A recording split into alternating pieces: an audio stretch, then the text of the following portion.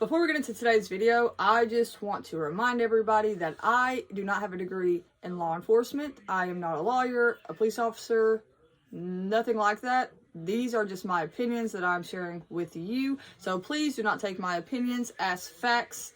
Thank you. What's up, guys? I hope all of you guys had a good Thanksgiving. But today, I have a heartbreaking story for you. And I'm not sure how many of you have heard of it, because it is a very graphic story. So warning now, this is probably a triggering story and some of you guys might not want to watch it. So on April 27th of 2022, this year, Michael Geiger arrived at the Grand Prairie Motel in Eden, Oklahoma. Michael was an employee of a company that the hotel had hired to do repairs in 2 different rooms. Okay.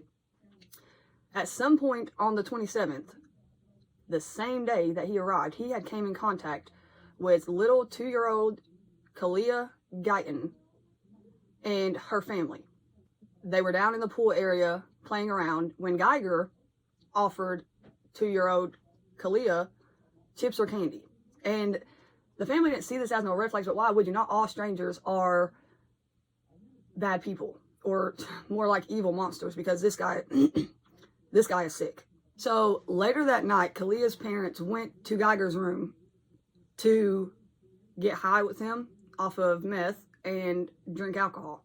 2-year-old Carlie was asleep with her grandfather in their room. So they were staying at the hotel, like the parents, the grandparents, and Carlie were all staying at this hotel temporarily.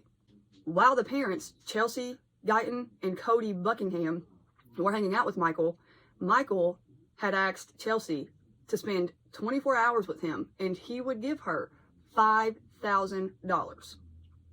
Now, Chelsea and Cody would, no, that's not happening, but we will find you somebody. And they did. They found him a woman to spend 24 hours with him. So, some point before midnight, the parents left to go and pick up this woman. When they left, Michael then snuck into the room where little innocent 2-year-old Carlie and her grandfather were sleeping and took her back to his room. A little while later, at some point after the parents left and Michael actually had gotten to the room and took Carlie to his own room, the grandmother would get off of work, come back to the motel, where she would notice the door was slightly open, just a little bit, and she thought it was weird, but she didn't really think much of it, I don't guess. And she went in, she didn't see Carlie, but she didn't panic because she thought that she was with her parents. So she went in and continued on with her night because she had no reason to panic. The parents were gone too.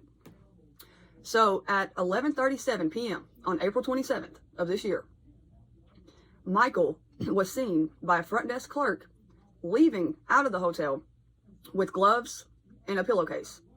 She thought his behavior was weird, so she told a maintenance coworker about the situation. So that maintenance worker would then go upstairs to see Michael leaving his room holding something in which he said he thought was a baby doll. But Carlie, she's a 2-year-old, so it's not like she's little like a baby doll. She's a toddler. So how or why he assumed that was a baby doll, I don't understand. But I guess if he was farther away, like in the distance, maybe that would make this make sense. So then, at 1:45 a.m., the police were called to Grand Prairie Motel for a drowning. Okay, where are you at, Lee? Oh my God, I'm at the Grand Prairie Hotel. Okay.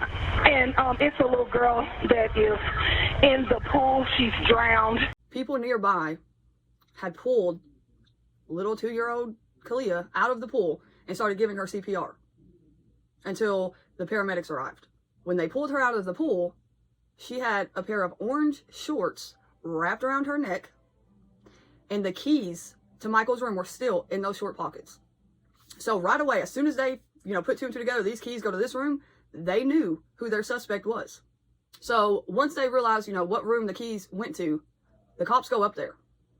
And the scene that they had to witness, I'm sure, probably scarred them for life. Just this story, I didn't even see the pictures of the room or nothing. They didn't show none of that. And just reading the story will scar you for life. It's such a sick story. It really is. So investigators would say that he had clearly set his room up to lure 2-year-old Carlie to his room. He had gummy worms spread all across the bed. He had little juice boxes set up all around the room. And he had cartoons on the TV. And, you know, just to have to say this story and to have to picture it in your mind whenever you say stuff, you picture it in your head, it makes you want to throw up. Like, it makes you that sick to your stomach. It's such a disgusting story, and you have to be truly an evil monster to do something like this.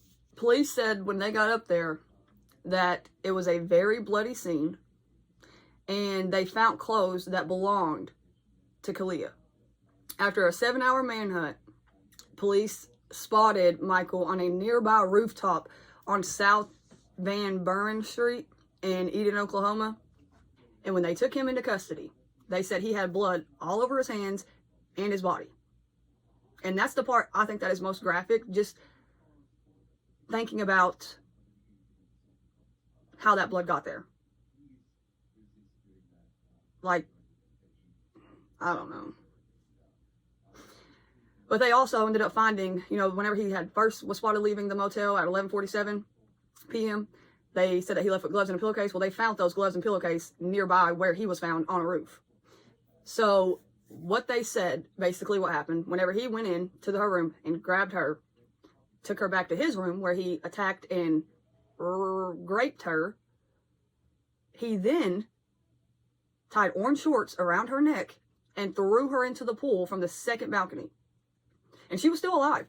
She was still alive. But she later ended up passing away at the hospital. Michael is now charged with first-degree murder, first-degree rape, and kidnapping.